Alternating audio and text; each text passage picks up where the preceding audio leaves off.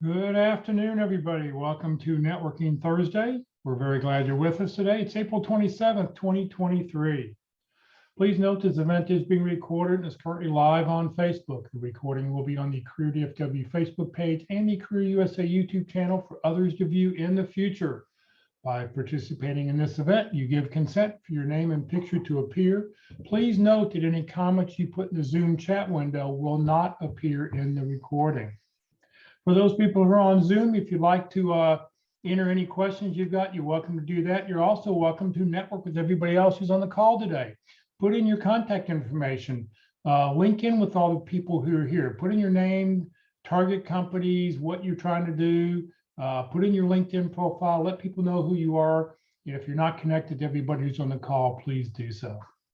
For those watching on Facebook, if you have any questions, just put it in the comment field. I am monitoring that feed. Well, good afternoon, everybody. My name is Jeff Morris. Back in 2008, I started a website called careerdfw.org, a website to help everybody who's unemployed in the Dallas-Fort Worth area. In 2012, I launched a second website, careerusa.org, to help those around the United States. I have written a book called What I've Learned About Your Job Search You May Not Know. You can get it on Amazon for 15 bucks, or if you see me in person, I sell it for $10. Since 2007, I've been facilitating and leading the North Dallas Plano Career Focus Group meeting. They meet every Friday morning, and I'll tell you about our upcoming program that we're having tomorrow morning at the end of this session. And since 2017, I've been a member of the practice interview team. Remember, your resume, your LinkedIn profile is not going to get you a job. All it will do is get you a phone call. How well you practice your interviewing skills, that's what's going to get you your next job. So if you want more information on the Dallas Pit Crew, just go to dallaspitcrew.com. Well, for Networking Thursday, every session, we have a different speaker talking about networking. Today, our speaker is Nebhan. He's an investor, an entrepreneur, consultant. He's worked for major corporations over the years. Longtime friend. I've known Don for many, many years. He's going to talk about networking 101. Listen, all these presentations about networking are pretty much the same. It's getting out and talking to other people, but how do you do it? How does each person do things a little bit differently? Hopefully, when you hear Don's presentation, you'll pick up one or two things that you'll carry forward in your job search in the upcoming weeks. This is a pre-recorded session, so if you have any questions, we'll get those answered for you at the very, very end of the session.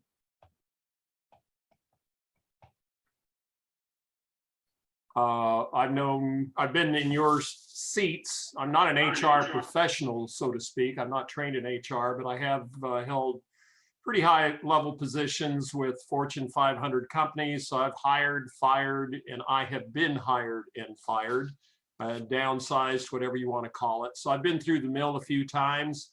And in that journey, I've learned a lot. And so that's where I'm going to try to help you, try to impart some of what I learned in the processes as I went through them and figured out what worked and what didn't. And hopefully what I share with you will help you shorten your transition time. I delivered this presentation about 3 weeks ago to one of the colleges here in the area. And I have delivered it to a number of groups like this and a number of university settings as well over the years. Do a couple other presentations on branding, personal branding. I do one on planning your search. So I encourage you to, Jeff has a great program. Career DFW is a great resource. So you're at the right place to get the tools you need to shorten your search. So with that, should I just get into it, Jeff? Yes, please do. Share your screen and off we go. Let's do a share screen here.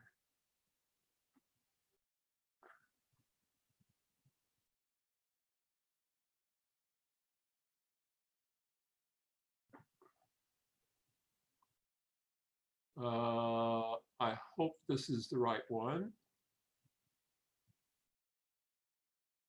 Did that work? Yes, it did. Just put it in presentation mode and you'll be good to go. Put it in present. Oh.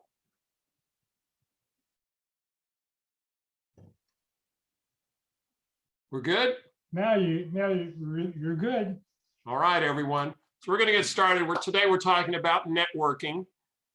So I'm going to cover everything there is to cover about networking, but I encourage you, if you have questions, please feel free to put them into the chat box, like Jeff said, and I'll try to handle them as we move through things. I started with this networking presentation kind of from square one, talking about what are the definitions. So the definitions, they're pretty academic, as I found in dictionaries and everything. And it was kind of boring, and they didn't really hit the mark for how I viewed networking. So I wrote my own definition. And you can read through these if you like. They're all available online. My definition is it's the process of establishing, cultivating, and maintaining relationships to enhance the exchange of information and the development of contacts with mutual interests who can help each other personally and professionally long term. So networking, I emphasize relationships and long term because most of the jobs out there that you're going to get are going to last probably 2 to 4 years on average. I use 3 just to round it up, but you're going to be networking even while you're employed. You may not do it as aggressively and spend as much time doing it as you did when you were in transition. But I know when I was working, I was attending networking events and functions, mainly business functions and trade association things, but all networking events. And I tried to keep my list of contacts, my network, warm while I was employed, and I tried to keep it hot while I was in transition. So I encourage you to do the same. So networking, like I said, is it's about planting relations. It's not about adding contacts to your LinkedIn profile or your contact management system. The determinants in the value of a personal network are what you see here.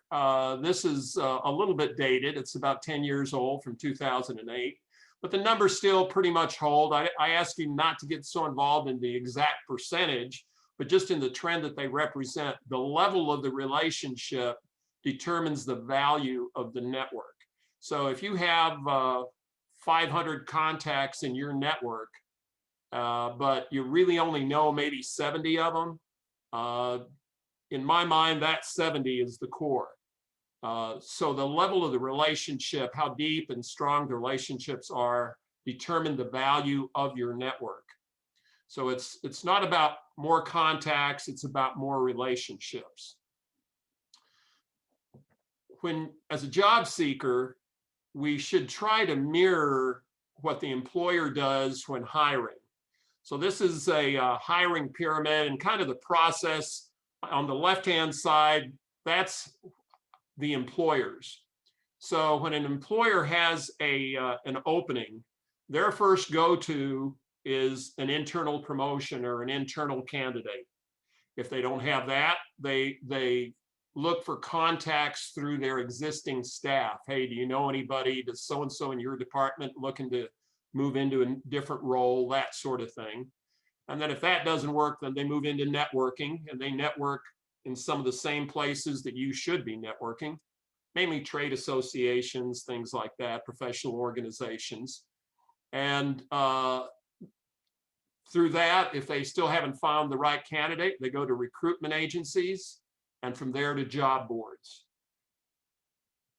Unfortunately, job seekers tend to do it the opposite. They tend to go first to the job boards, and then to recruiters, and then they start their actual networking, which is through professional organizations and networking and contacting staff at the company that they are targeting. So what we need to do as job seekers is flip that around and go more aggressively bottom up, just like the employer does. So the benefits of networking are while you're unemployed, networking allows you to fill some of the gaps in that time, so that when you're interviewing, you can demonstrate that you're up to speed on business trends. You've been learning best practices and keeping that going. You want to help others while you're networking. Networking isn't about you, it's about everybody that you're contacting. And my experience has been that if you give, you get multiple times in return. So you want to help others as much as you are looking for help, at least. It enhances your visibility and opens your doors to new opportunities. It allows you to show your stuff and express your opinions, perspectives, and define your thought process more for the people you're networking with. Your network then turns into a resource. It generates positive influence, and it develops referrals for you. And most importantly, and that's why I put it in bold, develops what I call an army of advocates. If you think about it, you're doing your job search and you don't like networking, you tend to be reserved or an introvert or whatever, and you just don't like the networking thing. Think about it. If you have your 2 eyes and your 2 ears and you're out looking for work, you're going to see and be exposed to what your 2 eyes and your 2 ears bring forward. But if you have an army of advocates that you've established through your network, you've multiplied that by 10, 20, 100 times potentially. And it'll shorten your job search and your transition period.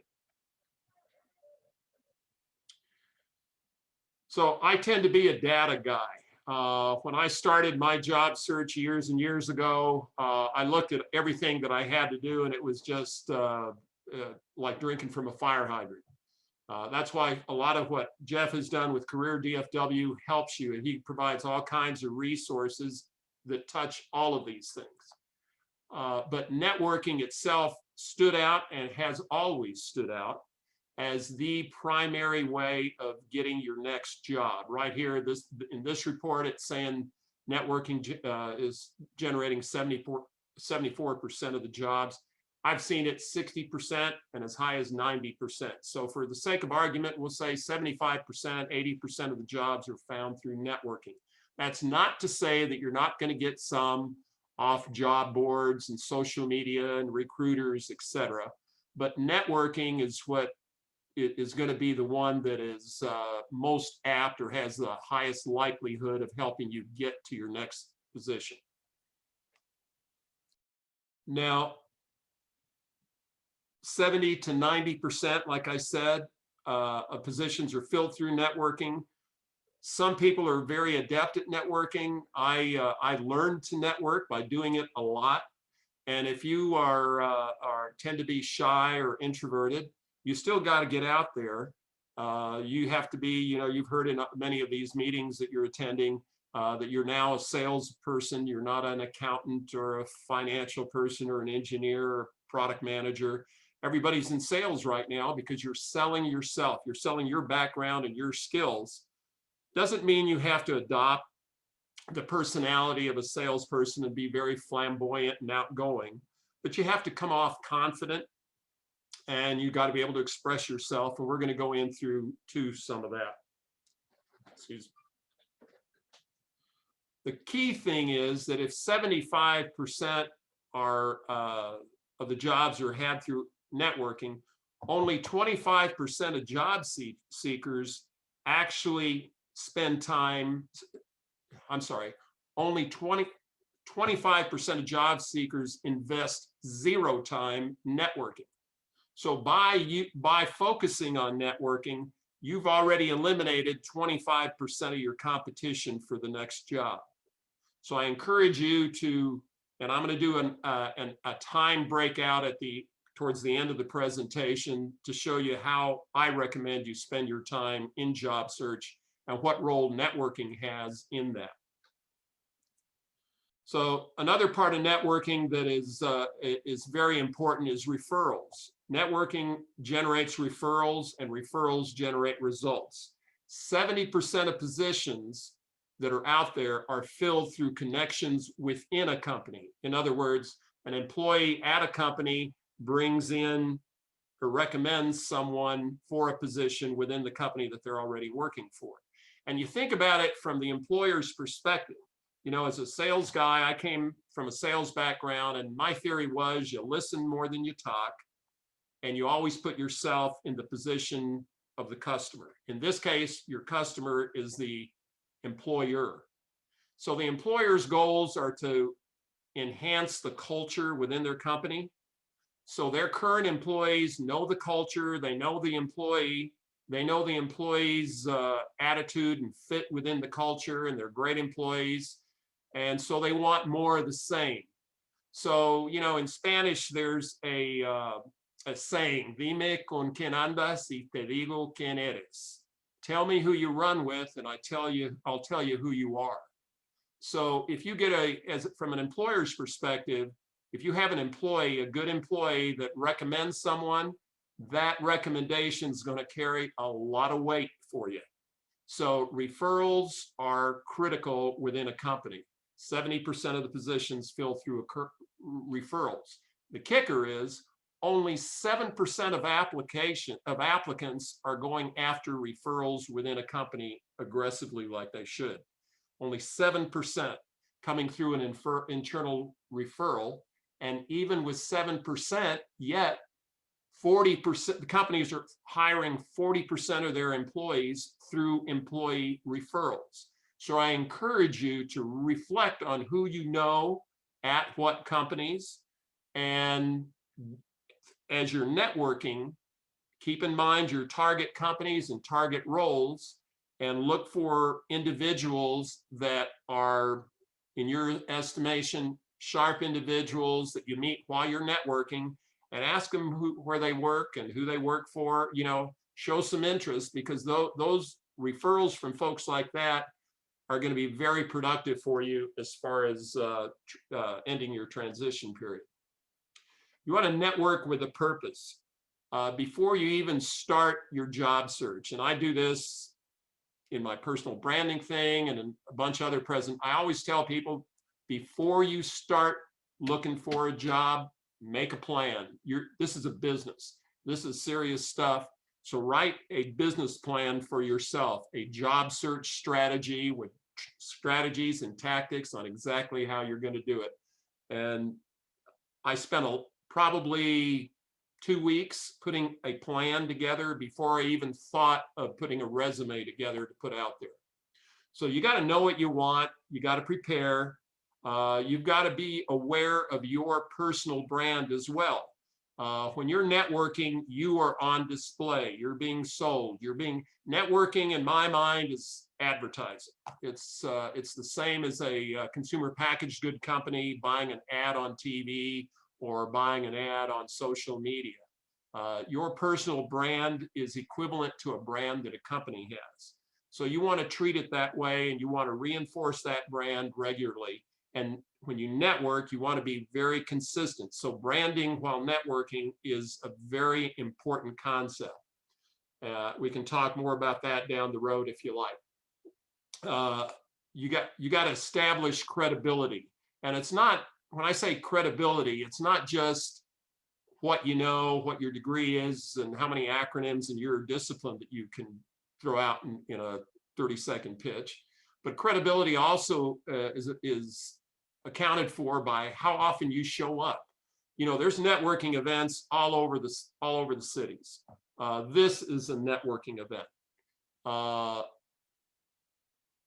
Showing up to these events on a regular basis is how you establish relationships. You can't show up to an event this month and not show up again for 3 or 4 months and expect to have relationships that you thought you established 4 months ago to stick. You've got to be regular in attending, and you've got to be very good at follow-up and following up with meetings, as I say, after the meeting, the coffee, the lunch, whatever. Networking, you also have to establish trust. Trust and credibility add to your personal brand, and it allows the person you're networking with, it gives them confidence that when they're part of your army of advocates and they're representing you, that you're going to be who you appear to be with them or have appeared to be with them, because they've met you many times and they get the same thing every time they meet you. Hopefully it's a positive thing, right? So credibility is critical. I'll tell you a little story. I had a friend of mine who was VP with AC Nielsen, big data company. And he called and he had a lady he wanted me to, he's singing her accolades. She was very good. She was a marketing person. And she wanted to get into Dr. Pepper, and I had some connections at Dr. Pepper. So he sang her praises. I met with her. She seemed very buttoned up, and I called my contact. Long story short, she went through about a 3-month interview process. She had a project she had to do as part of the interview process, did a lot of work, got the job, and it was a decent job. You know, it paid about $1.50 a year, and it was good for her. She was excited. She got the job, but I never knew she got the job. She never called me to tell me she got the job or that she was off the market or anything. I didn't hear anything from her. And in about 6 months after we had had our coffee, when she was still looking, I get a call from my contact at Dr. Pepper. And they said, hey, Don, what happened to so-and-so? And I said, I don't know. What, did you guys hire her? He said, well, yeah, we hired her. And, you know, we were all excited about having her. She did so well on the interviews and everything, the tests. And, but after she got here, within about 6 weeks, she started calling in sick. And then she took short-term disability because she couldn't handle the stress of the position, she said. Well, you kind of should vet the stress thing out when you're going through the interview process. Long story short, she left the company within about 8 months. And because it didn't work out, it kind of burned my my credibility within Dr. Pepper because I hadn't vetted her myself. I took someone else's word for it. So, you know, credibility and trust as part of your personal brand are very, very critical. You want to discover common interests when you're having a conversation at a networking event. You want to make a positive impression. You do not want to portray desperation. I don't know how many events I've been to where, hey, I'm looking for a job, I need a job. Hold that in. You don't want to come off desperate. You want to come off confident. You know, you want to come off not arrogant or cocky, but confident because you know your skills, you know what you can do, you know what you can bring to the table for a prospective employer. So that's the kind of image you want to portray when you're networking. You want to seek mutual benefit, and long-term, you want to build relationships. So how do you network? I said you had to prepare. You got to figure out what you want, who your target companies are, what positions you're looking for before you start to network. You want to have a system in place, a contact management system in place so that you can track the people in your network. I personally use Outlook, but there are several systems out there and they all work. You just got to use it and be religious about it. You want to focus on building the relationships that we've talked about. You don't want to be what we call a hit and run networker. You want to show up consistently, and you want to manage the quality of your network. This is not a quantitative exercise. It's a qualitative exercise. I'd rather you tell me you have 150 people in your network that know you, that you've had relationships with, either as co-workers or past employers or friends from church or something, but people that know you in your network. So you want quality people there. And you are also going to meet people during your networking experience. So you'll have, and I'll show you this at the end of the presentation, I kind of see it as like a target. You've got your core people that you really know well. You might have 1,000 connections, but they're going to be at different levels. And some of them are going to be weak connections because you just met them maybe last week. But over the next couple of months, those connections, if you're attending consistently, will strengthen and get stronger, and will move up the chain into stronger relationships. So you want to take advantage of both the strong and new ones, and you want to focus on those that you know when you meet them, who sound like they have connections, or they understand, or you have a lot of similar interests, and you can help them as well. So Top Resume is a resource that I hit from time to time, and it gave these ideas or keys to networking: your style, know the rules, discuss culture and fit and your experience. Don't ask for a job, ask for advice. Use social media, network in your workplace if you're currently employed. Your past employees, peers, subordinates, superiors in your current job or past positions are excellent sources of networkers because they know you. Offer to help, volunteer. I know years ago when I was looking, I'd been out of work maybe 5 months. You know, when you're out of work, you got time, right? So I volunteered at church for a building project to build a meditation garden. And it was about a 3-month process where I was selling bricks with your name on it to raise funds. And then I managed the construction of it. And I got to interact with the staff at the church. So during all of that, I get a phone call from one of the ladies at church who was a staff member saying that I should meet her husband, that he may have a position. I met him, and long story short, I networked my way into a very good job because of that contact. So volunteering is also networking. I don't care. Networking is not limited just to job search groups. Networking is going to trade associations, volunteering, your kids' soccer and baseball games and scouting events with other parents. All of that is networking. I tell people in my personal branding presentation and also in this presentation, when you're in job search mode, the minute you take a step outside of your front door in the morning, it's game on. In how you dress, how you walk, and who you interact with. I got job leads, believe it or not, from my gardener. You figure these guys that mow your lawn, that run around Plano, they mow a lot of lawns and they know a lot of people. So when I was looking at one point, I mentioned that to my yard guy, and he knew somebody at a very high level that had that worked at a company that I was trying to get into, and I was able to have a phone conversation with someone through my yard guy that I never would have had. So you just don't know where it's coming from. Offer to help, be consistent, and above all, follow up. If you say you're going to do something, do it. If you're asked for something, provide it. You know, someone says, hey, shoot me a resume, make a note to yourself at the networking event, and when you get home, shoot them a resume. Offer LinkedIn connections if you meet some people at these events that you attend.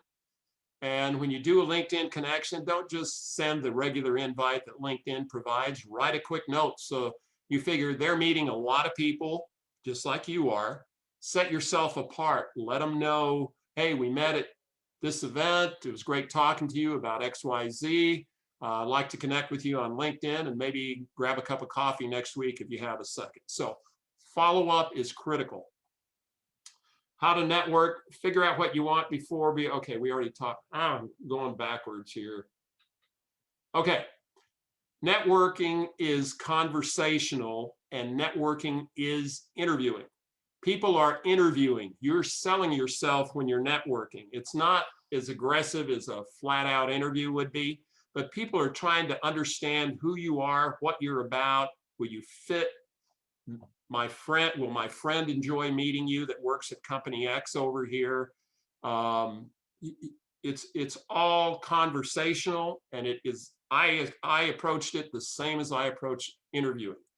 So you want to listen more than you talk. You want to find some common ground, whatever it is, either professionally or socially.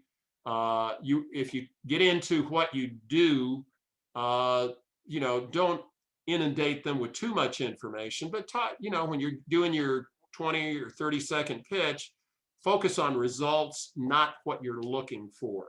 Focus on what you've delivered to your past employers. That tells them what you will deliver to your next employer. Highlight instances where you've overcome adversity when you're doing it, and be thankful for any insights and support you get from folks. Also, it's not on here, but don't badmouth past positions or employers.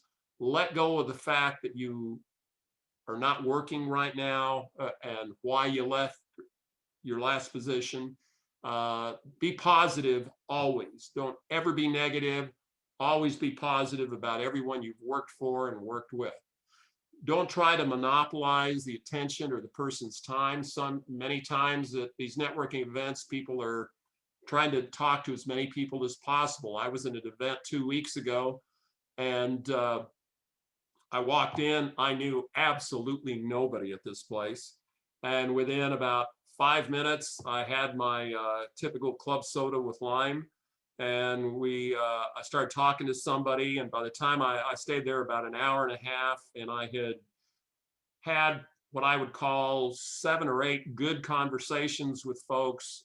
And I'd added 3 new people that I really wanted to get into my network for future purposes, and at that event.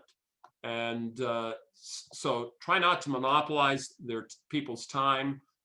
Get what you need, give them what they need. As long as it's going and everybody's enjoying each other's company, continue, but don't try to be the only one that they meet all night. Dress professionally, which we all know, and follow up, like I said. Now, there's 2 types of networking, passive and active. The passive networking is an example would be, hey, you're at the grocery store on a Saturday. That's networking. If you meet people, strangers there, and you're talking to them, you're still networking. And they're making judgments about you. You're being interviewed as much as you are in an active networking session, which is the photo below, which is a formal networking event that you might attend. I'll tell you a little story about the grocery thing. Years ago, I had a buddy who was trying to get into a large food company here in the area, and he'd been trying for about 6 months to get to see a specific individual at a pretty high level. And the gatekeeper, he couldn't get past the gatekeeper. He was very frustrated. He was a sharp guy, nice guy, but he couldn't get past the gatekeeper. So one Saturday, about noon, he's at Tom Thumb, which is a grocery store here in the Dallas area. And he's in line, and there's 3 or 4 people in front of him. A lady was immediately in front of him, and something was going on at the check stand, and he mumbled something under his breath, kind of funny, and she laughed, and they struck up a conversation. And inevitably, the question that always comes up, well, what do you do? And so he went into his 20-second pitch. And mind you, it was Saturday, but he was dressed appropriate. He wasn't in flip-flops and cargo shorts and a tank top. He had jeans and tennis shoes and a golf shirt on. He was casual, but he was well-dressed. And so he's talking to this lady, and he told her what he was trying to do. And this is where I'd really like to work, but I haven't been able to get to see the right person because of the gatekeeper, blah, blah, blah. And she says, well, I know some people that work there. Let me give them a call. Why don't you send me your resume? So he takes her information, shoots her resume when he gets home on Saturday. And Monday morning, he gets a phone call from the gatekeeper. And he got it because the lady in line that he was talking to happened to be the wife of the person that he'd been trying to get in to see for the last 6 months. So what I'm trying to get, now that is a rarity, but you just don't know where it's going to come from. So it's game on, 100%. You're networking as soon as you walk out the front door. I don't care if you're stopping at Starbucks before you go on your first call. You're networking at Starbucks when you're meeting people there. Okay, I want to talk about social media. When we started, I talked about you're a product. You got to think of yourself as a product. And networking is your form of advertising that product. So we're going to draw some similarities between your marketing yourself in social media and how companies do it too. So this is some data just on who, and you can guess who the big players are, right? Facebook, Instagram, blah, blah, blah. Okay, those are the big players. And here's who businesses currently use. Wow, they use Facebook too. Go figure. So there must be something to this Facebook thing. Kicker is they're very disciplined on how and what they post on Facebook. You have to do the same. I gave this presentation at the University of Texas at El Paso about 2 years ago. And one of the things I had to drive home with these kids that were they were graduate students that were getting out, but was to clean up their Facebook. It was full of them standing on tables on the weekend with their buddies, drinking tequila or whatever, and inappropriate comments about politics or religion or whatever. Stay away from politics, stay away from religion, stay away from compromising situations on Facebook. Because as soon as you get an interview, and if they get serious about you, the first place the HR person is going to go to is LinkedIn. The second place is going to be Facebook. Sometimes they'll go to Facebook first. So just be careful how you present yourself on social media. Social media is very, very powerful. That's why businesses use it, and that's why you should use it. But use it smart. Regarding job sites for networking, LinkedIn is obviously the big kahuna. I also use ladders just for leads, but LinkedIn really is where the action is. If you're looking for a position in a call center or something like that, then Monster, Indeed, or something like that, Career Builder, any of those would also work.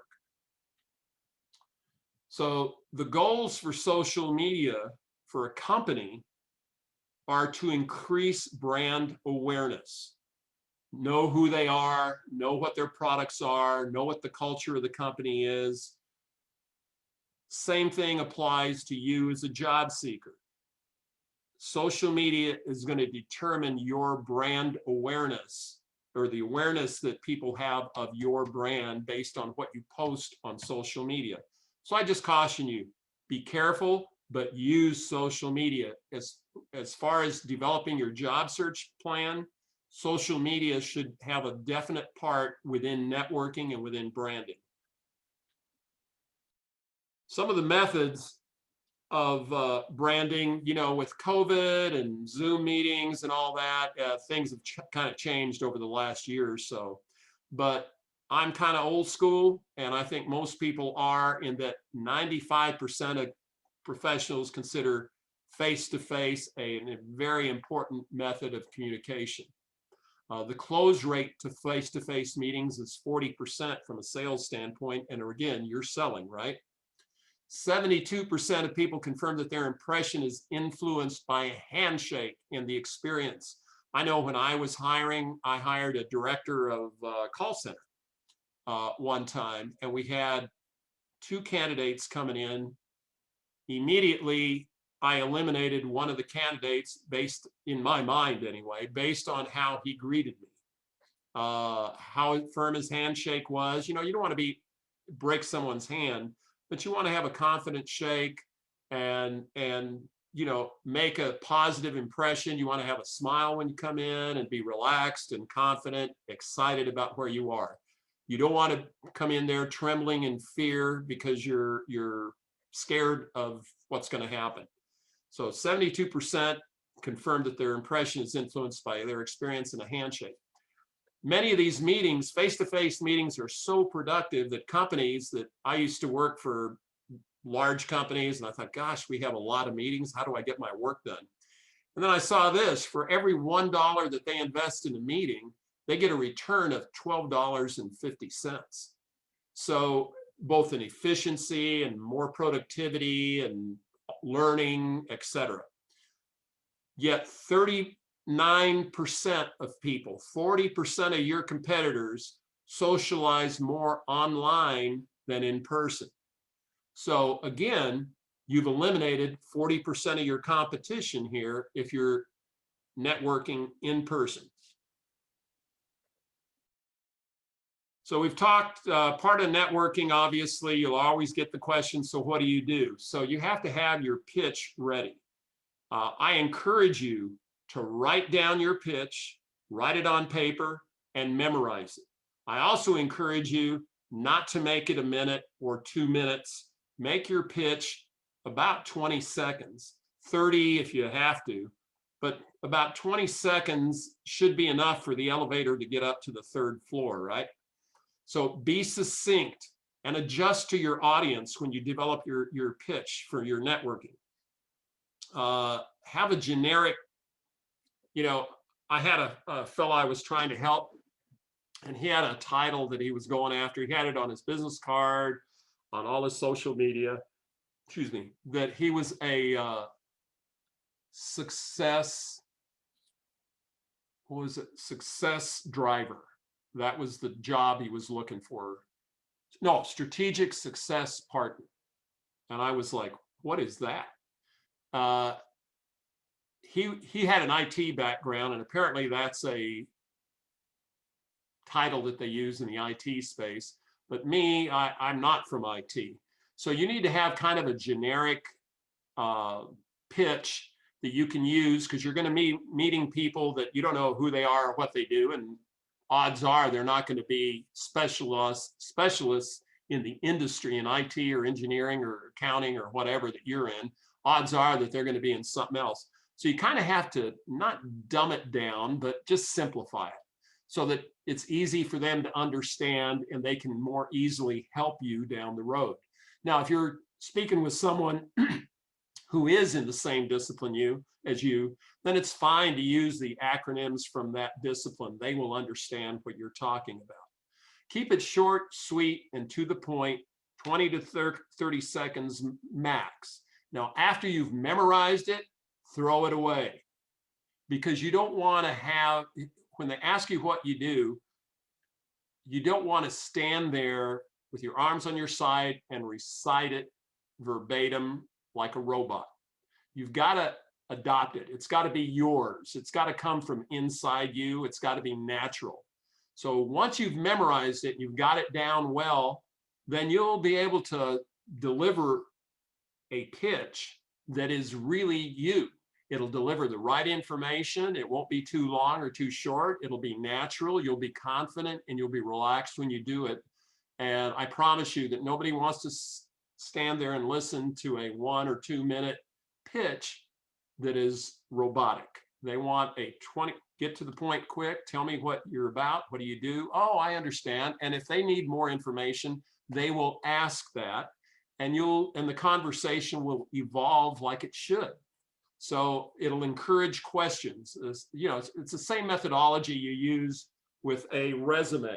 You want to give them enough to pique their interest.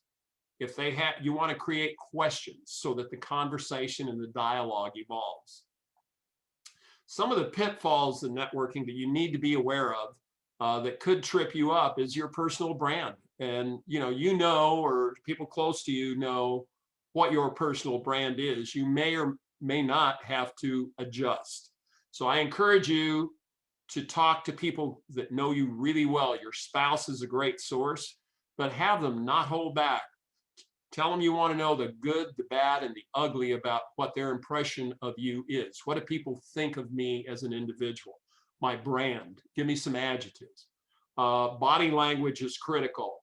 If you're fidgeting, clicking a pen, playing with your hair, that's not good. Body language is important in networking, interviewing, everything. Articulate concepts succinctly and quickly, get to the point. You run the risk, because of social media, of your private info being out there. So just know that use social media, like I said, judiciously, but carefully. Show up consistently. We've talked about that. Be prepared. Observe etiquette. If you're at an event and there's alcohol, for me, it's easy. I don't drink. But I've been at events where you can literally hear the noise go up over a 2 or 3 hour period, and it's always the same people. that are imbibing too much, getting loud and sloppy and obnoxious, and that is their brand. They're the people that you do not want to be affiliated with, right? Because, okay. And then finally, talking. Don't talk too much. In all cases, you want a conversation to be 50-50 as much as possible. You want to allow questions, leave room for questions. Make a statement that may cause some curiosity on the part of the person you're speaking with. Now, some of the tools that you're going to need in your networking toolbox, number one is preparation, a pitch, a 20-second pitch. You're going to need business cards. If you're in job search and in transition, you carry business cards with you 100% of the time. I even take business cards with me to the gym because part of my network is the gym. Okay, and on business cards, I do a whole section on business cards and my personal branding thing. But there's a purpose for a business card. It's your leave behind. It's how they are to contact you when you're at a networking event. You don't want to go to a networking event and just hand out cards. You want to be judicious about who you hand your cards to. It's got to be a good contact. And your cards, when you develop them, they need to be simple. You don't need a lot of fancy graphics. I say avoid putting your picture on a card unless you're a model or in the entertainment industry in some way. But otherwise, don't put your picture on there. Just there's some critical elements. It's your name, the position or level of, product manager, engineer, IT consultant, whatever it is up there. It's okay to put a little tagline if you have a cute tagline. Other than that, you want your LinkedIn connection, your phone number, one phone number, not 3 or 4, one phone number, because I'll tell you what, if I'm an HR person and I call that first number out of the 3 and you don't answer, I'm moving on to the next candidate. So one phone number, your LinkedIn, your email, and if you have a website or something like that, do that. The city that you live in, but not your entire address. And leave the card stock flat paper. Leave the back blank so you can write notes on the back. A lot of people do that. They use the back for notes. Always have a pen with you so you can write and take notes. Have a contact management system and a calendar that you can manage all your stuff with. It's critical that you do that so you can do follow-ups like you need to do for networking. Use your cell phone in front of people. I'm not saying talking on it, but I'm saying you meet someone at a networking event. Hey, let's meet for coffee. I'll send you my contact information. If you have a flip phone says old, right? Get a smartphone. I still see people out there with flip phones, and you need to understand smartphones. It says, if you're still on a flip phone, the message it's sending is out of step with current technology. That's what it says. And then you want to set goals for yourself. In my case, I set a goal of 25 new contacts a week. That was easy. And I encourage you to do the same. 25 quality contacts. That's not only 5 a day. You should be able to do that. And then follow up on all commitments. Now here's something I did with my network that I'm going to share with you. Earlier, I talked about having close relationships with people in my network. And as you network with people, you're going to meet people that'll be like on the outer white or outer black rim. But as you progress towards the center, that's going to be your core. That's probably about 25 people that know you very well. Past employers, peers, very close friends, family, people like that. And then the next level is people that know you well, probably more from a professional or a volunteer standpoint, but that see you pretty regularly. That might be church people or whatever. And then the outer ring is the blue ring, and those are the folks that you maybe just met within the last month or so, but they have the potential for being very, very productive contacts for your network. Qualitatively, you in your mind have decided that, hey, this is someone that I want to get in my network. I want to interact with them again and more. And you know what? After I get a job, I want to stay connected to that individual. But I don't know them well. They don't know me well. So they're on the outer ring right now. Over time, as you continue to foster that relationship, they could move into the red ring potentially. So the reason I did this was I had immediately put out the word that I was in job search mode to everybody I knew. And then about 4 months later, I was at the gym, and one of my contacts was a VP with Adidas. And he and I were real close. We cycled together and everything. And his comment was, "Well, I didn't know. I thought you found a job. I hadn't heard anything more since we connected last time." I said, "No, I hadn't." So it dawned on me that you've got to keep your network up to speed as to where you are. So what I did was about every 6 weeks while I was in transition, I would send out an email to these 25 folks. And it was just a simple email. Hey, just touching base. I'm still letting them know that you were still in transition.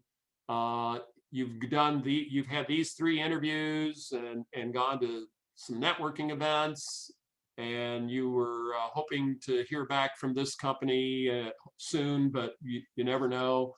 And then I also threw in a little bit of either a joke or a cartoon or a comment about what the job and employment market was in the Dallas-Fort Worth area. Just some information or something of a new to keep so that they will read the email, right?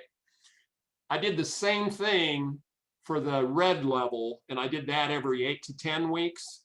And then on the people that I didn't quite know well enough, I did them every 12 weeks. But doing that allowed people to know where you were. Many of my contacts were professional contacts that were outside of the area, so I didn't see them regularly. So sending an email to those folks was very, very productive. So that's a little trick of the trade that I used when I was networking aggressively. Now, who do you network with?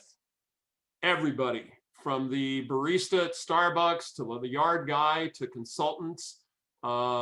Depending on the type of position you're looking for, I see CPAs, attorneys, and bankers as a good place to network and people to network with. They know companies, they know owners of companies, they know CEOs, and they can be your advocate. Professional groups, friends, competitors from past positions you've had.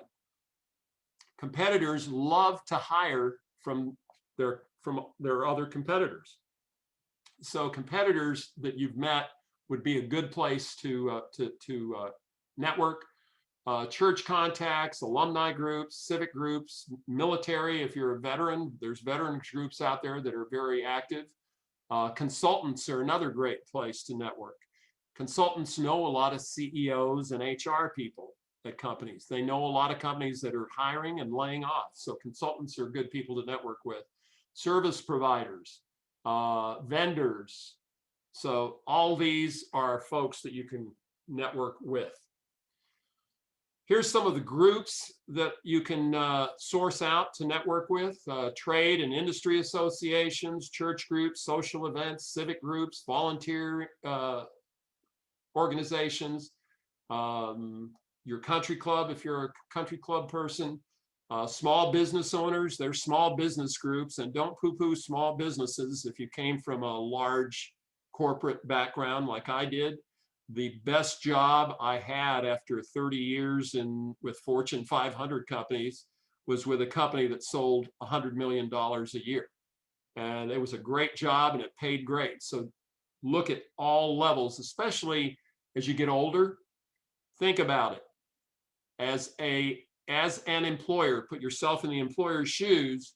As an employer for a large company, you can get someone out of MBA school, in their mid-20s, to do a job that you're probably doing or did for a lot less than what you were being paid. A smaller company, on the other hand, can't hire a VP of sales and a VP of marketing and a VP of operations and a VP of finance and blah, blah, blah.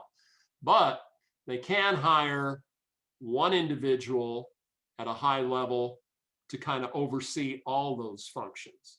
And they do that. So small companies, as you get older, are great target areas for you. Now, here's some places in the Dallas area that I've networked at, and I network at fairly consistently. Well, COVID kind of slowed things down, but we're getting back into it. But SMU, as an example, does a thing called Southwest Venture Forum. Now, some of these do have fees attached to them. The SMU thing, you pay for your breakfast. Dallas Business Journal, they have events that they put out. And I encourage you to get a subscription to the Dallas Business Journal. That's about $80, $90 a year. It's a great publication, keeps you in step with what's going on in the area, what companies are moving here. The Book of Lists, you get that from them once a year. It's a great publication that helps you with job search, gives you information you can slice and dice 100 ways. So all of these are potential areas. And there's probably 100 more that you could go to. These are just the ones that I kind of focused on. Now, time. Networking takes time. So when I started my networking effort, I thought, okay, I'm going to spend 75% of my time networking, since 75% of the jobs were found networking. That's impossible to do. Okay. So what I did, and it's impossible because there's only 24 hours in a day, and you got to sleep and you got to do some other stuff too. So I thought, okay, what is important during transition? So networking obviously is important. Family, your family's going through the transition pains just like you are. So you need to block out time to spend with family. I don't care if it's going on a dog walk or playing games after dinner or going to your kids' soccer game or whatever, but spend good quality family time every day. Travel, I call that windshield time. That's going from networking meeting to networking meeting, okay? So you have to allocate for that. Desk, that's the time I allocated to work online and on my resume and all that kind of stuff. That's when I was sitting at and doing follow-ups, anything to do with your computer or any of that stuff. Anytime you put your hands on a keyboard, that's desk time. So I allocated about 12% of my time for desk. Then you got to sleep. Okay, so I put in that they recommend 6 to 8 hours sleep a night. So I blocked it in at 7 hours. So that represents 7 hours of sleep.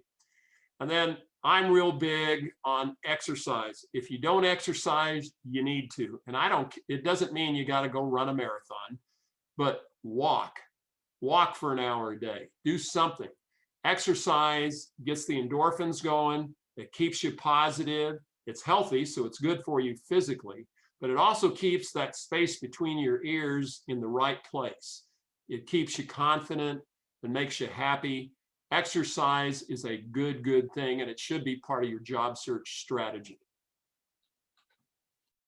Here's how those percentages shook out in actual hours. Okay, there's 24 hours in a day. So, and these are just averages. It doesn't mean that you have to network exactly 7 hours. There were some days that I networked 4 hours, and I spent more time on doing desk work or exercising or whatever. Sometimes it was sleep. So these are just guides. They're just general guides for how much you would want to spend on average. Okay, so networking is 7 hours, desk work 3 hours, exercise 2, family 3, sleep 7, and travel 2.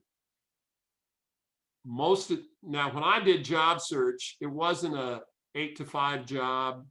It was a 24-hour, 7-day-a-week job. I worked harder at job search when I was in job search mode than I did when I was working. You have to put in the time to get the results. So if I'm doing 3 hours of desk work a day, that's 21 hours of desk a week. That should be plenty of time to get all your resumes updated and all that kind of stuff. So you want to push any extra hours that you have, you want to push them into that networking zone. Okay, the results after all this, all the networking events and all the preparation and everything you have is referrals and the inside track. Most positions, as you've heard before, I'm sure, are not posted. You want to hear about those positions. You want to know who's retiring in a position that you would like to have. So referrals are key to making that happen and to getting you in on the inside track. It also helps you, again, with information, keeping you up with the trends so you can speak intelligently about trends as you're moving through interviewing and networking. Additional potential contacts. You're going to develop in networking some new friendships. I know I have people that I've met networking that we never really helped each other find a job, but they're great people. They're in great positions. They're good quality contacts. And now they're friends. We do stuff socially together. Those are the kind of folks you want. It's a good source of accountability partners. You all know what accountability partners, what that concept's all about. It helps keep you disciplined and on track for your entire job search. Most importantly, your networking effort generates your army of advocates, and that army is fighting for you. So how effective, it's game on, like I said, when you get out there and you start networking effectively. So enjoy networking, folks. It's a lot of fun once you get into it. It's easy to do once you get into it, but it's starting for some folks, it's kind of uneasy. But I promise you, once you've done it regularly and consistently, you'll get better at it, more comfortable with it, and much more confident about what you're trying to communicate and who you communicate it to. So with that, I'm done. I thank you, Jeff. I don't know what I do.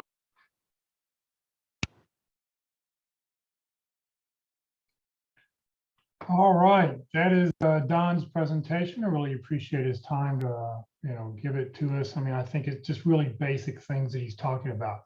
Anybody have any questions before we end the session? Questions, comments?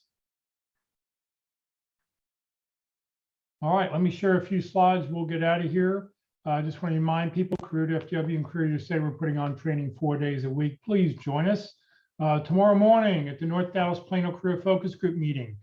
Sarah Jacobs from the Thomas Edwards Group will be with us to talk about recruiters, lifting the curtains, things you want to know, what goes on in the recruiting business. Join us tomorrow online only. The church is closed, so there'll be no in-person meeting, but you can join us on Zoom or Facebook Live tomorrow at 9:30. Next Tuesday for LinkedIn Tuesdays, our presentations from Kurt Vondermatter, LinkedIn from a recruiter's eye. Kurt spends the big bucks for the full-blown recruiting package, and he's going to show you what it does and what it can do and what it looks like from the back end and what he's talking about. So join us next Tuesday. It's always a fascinating presentation when he shows us how LinkedIn is how he's trying to find you. Next Wednesday, the practice interview team for Interview Wednesday will be in person. I know we have at least one interview scheduled already. I'm sure we can handle a second if anybody's interested, but we will be meeting in person. Please come join us, come watch an interview. If you don't want to be interviewed, at least come watch somebody else be interviewed in person, and you'll get to offer comments and suggestions at the end. I know I always learn something when I watch anybody be interviewed. You always see good things. That's at Christ United Methodist Church, 3101 Coit Road, southwest corner of Parker and Coit in Plano, Texas, starting at 1 p.m. Then next Thursday for effective resumes, being the first Thursday of the month, we'll talk about effective resumes. Every session, we've got an expert speaker to share their thoughts on effective resumes. If you'd like to join the Career DFW or Career USA LinkedIn groups, you're welcome to join one or both. You do not need to live in the Dallas-Fort Worth area to join the Career DFW group. I just started it when I started the websites. Just as a reminder, this session has been recorded. It will be on the Career DFW Facebook page and the Career USA YouTube channel. On the Career USA YouTube channel, click on playlist. That way, all those videos cut down to 7 different playlists. And then at the very bottom, don't click on the video, but click down at the very bottom where it says view full playlist circled in red. And when you do that, up will come a list of all the different dates in chronological order and topics. It'll take a couple hours to get this video uploaded, but it will be uploaded later this afternoon. If you're not receiving emails about our workshops, please join the Career USA mailing list. Pull out your camera, scan the QR code. It'll start an email, or you can just send an email to Career USA, the +sign subscribe at groups.io. You don't have to put anything in the body of the email. All you have to do is just send an email, send a blank email, and it will get you signed up. You'll never be spammed, but what you will get is the topic of the day, the title of the topic, and most importantly, the Zoom link. That way you can just join us right away. Please remember, Career DFW, we're a 501c3 nonprofit organization. All of our speakers are volunteer. I'm a volunteer. Everything I've done the last 14.5 years has just been to help you land your next great opportunity. So thank you very much for joining us today, everybody. Have a great Thursday, and hopefully we'll see you tomorrow morning.